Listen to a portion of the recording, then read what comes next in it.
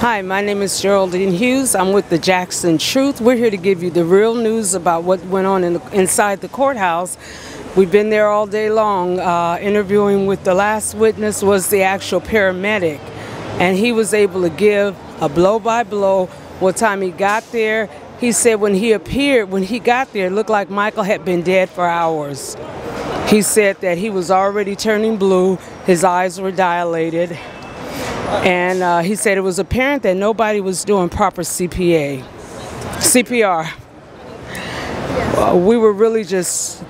We were just totally amazed at the information that is actually coming out at this trial. We're finding out that our contention that Dr. Conrad Murray should not be charged with involuntary. He never told them the medications he gave him. He only told them he gave him one medication. He never mentioned the propofol, and he never mentioned the other drugs. He should not be charged with involuntary anything because he intentionally lied to the paramedics, to everybody. He should be charged for murder. This area clear right here. Move over to the sides. Over to the sides, please. Over.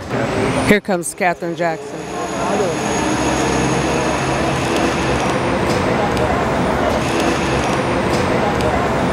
So her car would be the SUV.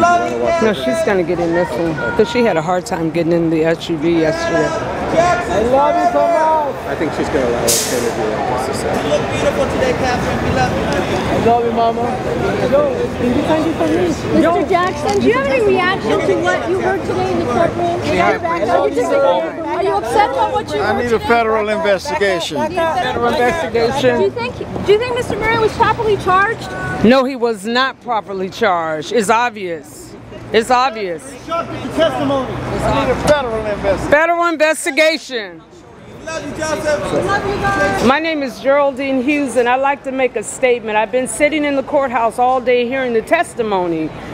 We heard the testimony today of the chef that was in the house. They concluded with the paramedic who actually arrived on the scene, and according to the paramedic, it was very obvious when he arrived that Michael was already dead. And he said he can't say how long, but we're outraged. We're outraged because this is a charge of involuntary manslaughter to a doctor that did not even tell them the proper drugs that were given to Michael. This is a doctor that did not give the proper, did not tell them the proper drugs that were given and withheld information. This is not involuntary manslaughter. Mr. Jackson just said we need a federal investigation as to why this doctor was only charged with involuntary manslaughter. We need a federal investigation why this case was undercharged, so grossly undercharged. And they're trying to make it seem like they're trying to make it seem like it's on Michael, but this is not about Michael. This is about a doctor that was hired, and he was a cardiologist and did not even know proper CPR. That's what this case is about. We need a federal investigation, and we're calling and asking for a federal investigation in this case to find out why this case was so improperly charged to a doctor who has lied, continue to lie, is still lying. You know what? Y'all need to leave me alone. Go on, girl. We need to find out why this case was so improperly charged. We need a federal investigation in the Conrad Murray wrongful death of Michael Jackson. This doctor has not told the truth yet. He's been lying since day one. I'm asking you to report the truth. What are you the author of? I'm the author of Redemption, the book that proves that Michael Jackson was never a child molester. It was more family today. Earlier today, Janet Jackson, LaToya, Randy, Reby, Mr. and Mrs. Jackson. It was more support today. It was kind of hard to hear the testimony that went on today. It's hard to hear about a doctor. The paramedic said he was surprised that there was a doctor there, and when he got there, there was no CPR really taking place. We're outraged. We're outraged at what we're learning. This case was not properly charged. Right. When they tried Michael in 03, it was a bogus case, and they had about 10 charges, didn't they? This is a case where a doctor caused his death maliciously, negligently, intentionally, and they only have one charge of involuntary manslaughter. You are? I'm a legal analyst. I'm Royal Oaks. And what did you think of the hearing today? The hearing had something for everybody today. When it comes to the paramedic, it was pretty powerful testimony for the prosecution, establishing that in his opinion, Michael Jackson had been dead for 20 minutes when he first saw the body, and also to say that Dr. Murray didn't tell him about propofol. It's pretty dramatic stuff. Virtually every doctor would tell you that if an emergency paramedic comes along, you're supposed to clue him in as to the nature of the drugs involved in the bloodstream. On the other hand, the testimony of the bodyguard after cross-examination didn't go quite as well as the prosecution was helping. He did help them in the sense that he helped establish that Dr. Murray told him, even though 911 had not been called, to just help him scoop up the bottles of propofol in the IV bag with the milky substance. On the other hand, on cross-examination, the bodyguard security man had to admit that he was thinking about selling his story to the media, and also had to admit that there were distinctions between the story he told to the police initially and then the story he testified to here in court. Were you working for a certain station today? Yes. Who were you working for? I provide legal analysis for Channel 4 in Los Angeles. The Jackson Truth is a credible news source where you can learn the truth about the Conrad murder trial that is going on here at the criminal justice system. We want to make sure for the fans and those that have an interest in knowing the truth, we want to make sure that we bring this information to you. I'm a friend, I'm the author of Redemption, and I have become very well acquainted with the Jackson family, and also a voice for Michael all over the world. And we just want to bring the information to the people. We don't want the information to get covered. We don't want it to get lost and buried. I was in the courthouse on today. Today, the first witness was Alberto Alvarez, who was the security guard that actually made the 911 call. And we learned from him that when he came, he was the first one to come up to the bedroom to assist Dr. Murray. Dr. Murray just kept having him hiding vials of medicine, putting them in bags, and all this was taking place before he ever dialed 911.